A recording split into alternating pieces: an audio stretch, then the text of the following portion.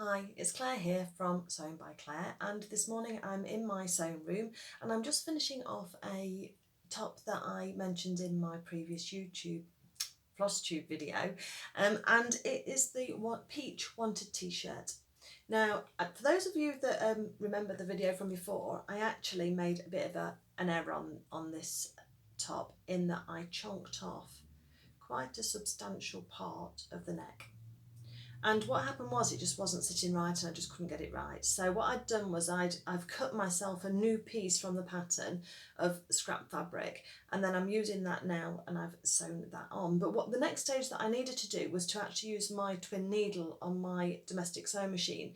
I don't have a cover stitch machine, so I use a twin needle on my jersey fabrics. And what I'm going to be doing now is doing the cuffs, the hems on the cuffs and on the bottom of the top. So I thought that what actually I could do is bring it along with me and just show you how I set my machine up. I'm not sure if that's something that you've done before. Maybe you've not used your twin needle before, but anyway, I'll stop waffling and I'll get on with just actually showing you how I set my machine up. And then what I'm going to do is do these. Yeah, that's fine. Okay, all right then. Let's get started. So the first thing you want to do is make sure you've got a full bobbin of thread. The last thing you want when you're sewing with a twin needle is to run out of thread, because that's not quite so easy to start and stop your sewing with. So what I'm going to do now, as you can see, I'm quite close to the end on this one. I'm just going to wind myself a new bobbin, but top tip number one for sewing with a twin needle is actually to make sure you've got a full bobbin of thread before you start. Top tip number two for sewing with the twin needle is that if you haven't got a second reel of cotton or thread, your chosen colour that you're working with, wind another one. So wind a second bobbin of cotton in the colour that you're working with, and then we're going to use this one not inside the machinery, but we're going to use it actually on the outside. So just wind this one, and again, if you're concerned about how much, it depends thread to wind on, it depends how much you're going to be sewing. If you're just doing two hems and you're doing a sleeve hems and the hem around the body, then you don't actually need a horrendous amount, so probably a quarter of a bobbin would probably be enough. But if you wanted to just do extra, obviously always better to do a little bit more than a little bit less, then you'll be able to use it as you're going through. So top tip number two is wind your second bobbin with your colour you're working in if you haven't got a second reel of the same cotton, and all will become clear in a moment. Okay, so two bobbins now with the same colour thread on that we're going to be using. Obviously you can use different colours if you want and have a different colour for your underneath and on the top, but I just think I've got the same ones anyway, so that's fine. The next thing I want to do is look in your little pot of your sewing accessories, and you should find something like this, hopefully. This came with my Janome machine, and what it is, it's a second reel of thread holder, and it fits into the back of my machine. So let me just move that out of the way and twist my machine round, and then hopefully you will see that just here I have got a little nick that's taken out of the machine, and it's deliberately supposed to be there because this just fits very nicely into it. So that's my second reel of cotton holder. So what I'm going to do now is take my bobbin that I've wound, I'm just going to sit it on there, and that's going to hold it for me. So now I've got the two sources of thread, one to go through each needle in my sewing, one for the right needle and one for the left needle. So that's the thread setup anyway for you, so that we know what that is. Okay, so it stands to reason that when we're sewing with a twin needle, we need to have a twin needle to sew with. So this is my preferred brand, it's Schmetz, and I hope there's not too much glare on there for you. And I find Schmetz needles to be the best ones that I've used, really. They're really reliable, they do a great job with the sewing, and I use a Microtex generally. However, when we're sewing with a twin needle and we're sewing on jersey, then we need a stretch needle. So this one is a stretch twin needle, if you can see on there, okay. And the measurement down here, so it still gives you a measurement in terms of the type of needle it is for jersey. And then this measurement here, this number here, refers to how far apart the two needles are for each other. Now, this one is 4 millimeters, I think it is, /75, so it's a 75 size needle and it's 4 millimeters apart from each other. That's how I believe it works. Hopefully somebody will correct me if I'm wrong in the comments below. And what you can order these off Amazon, and I'll pop a link below for one of them so you know that you're looking for the right kind of needle, and that hopefully will be helpful to you. So with a twin needle, you've got the anatomy of a twin needle. You've got your 2 needles, and then you've got just the single post that goes into the normal place where your needle will go into on your machine anyway. So that makes it really easy to fit. So let's go ahead and fit that into our machine now. Okay, so please ignore the initials on my walking foot there. That's just because sometimes I travel with it and I need to know which one's mine if I'm going to a class. Okay, so twin needle here. So let's loosen off the little twist at the side of the needle. Oops, don't drop it down into your machine like I just have done. And then I'm going to put this one back to one side because this is my stretch needle and it doesn't get used very much, so I don't actually change it every project.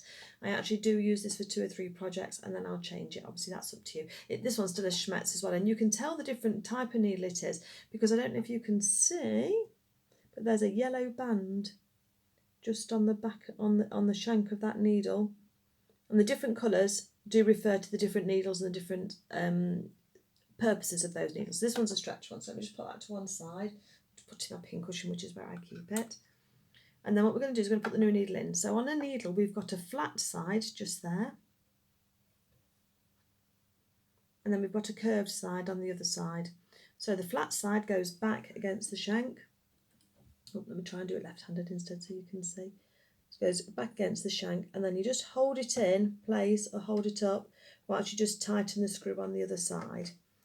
Now the other important thing is that when you're sewing with a twin needle, you need to be aware that your stitch is only set on a straight stitch. You can't do a zigzag or the lightning stitch, I believe. Definitely the zigzag you can't do, because as soon as you're using up most of your throat space here underneath the little place where your needles go through, with the width of the needles being far enough apart. So you just need to be aware that you've got your stitch down to a straight stitch, otherwise you're going to come unstuck again. So next stage is that, next top tip is make sure that you're on a straight stitch and you're not on a zigzag stitch at all, because that will break your needle and then you'll have to order a new one, which will be a real shame. So that's the next step. Okay, so let's look now at how we actually thread the machine using the needles. So first of all, we have got the bobbin thread on the top here. So I'm just going to take that now and I'm going to put it through all of the same holes on my machine, absolutely thread it through exactly the same way. Now I do mine one at a time. Hopefully that corresponds with what you've been told as well before. And then once we get to the bottom, I find I can't use the needle threader, so I have to manually thread my needle, which can be a bit tricky sometimes, depending on how cooperative it's going to be. And the bobbin one, because it's to the left of the needle mechanism, I'm going to put into the left needle. And it can go through. Okay, that one's through. And I'm just going to put it down through between the toes of the walking foot and then out to the back. The second one we're going to do exactly the same way. So again, I'm going to take a little bit of thread off, so I'm not trying to pull it against the other one. I'm trying to have enough to go all the way through without pulling it on the other one, the other thread that we've got through. I'm going to need to a little bit. So back through the little thread guide on there, and then I'm going to pop that through the other eye of the right needle. Okay, down through the teeth and then out through the back again. So now I've got my left and my right needle lined up. Okay, next thing we're going to do then is we've got the bobbin thread sticking out through the bottom here. I'm going to hold on to my threads from my needles and I'm just going to hand crank it down and back up again, and I can see the mechanism taking the thread through, and I'll just pull on it and that will then pull the bobbin thread through for me. Okay, there we go. So all those threads can go to the back now.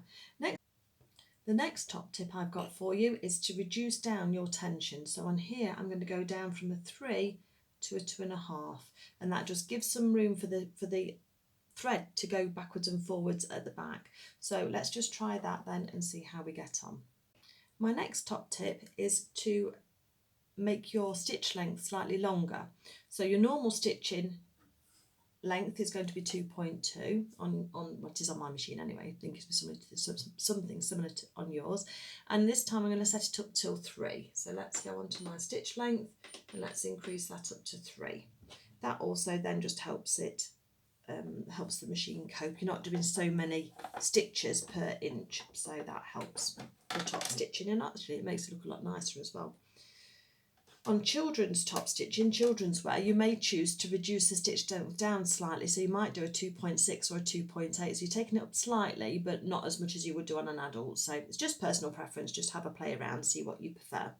So holding on to my threads at the back, let's just do a few stitches, and I do try to go fairly steadily because you've got the 2 stitches on the top and you're watching everything as well. The other thing I want you to watch is up here, because this bobbin moves very freely and sometimes it gets tangled. Sometimes the thread is snatched off it very quickly and then the bobbin almost spins round on itself and then causes a tangle.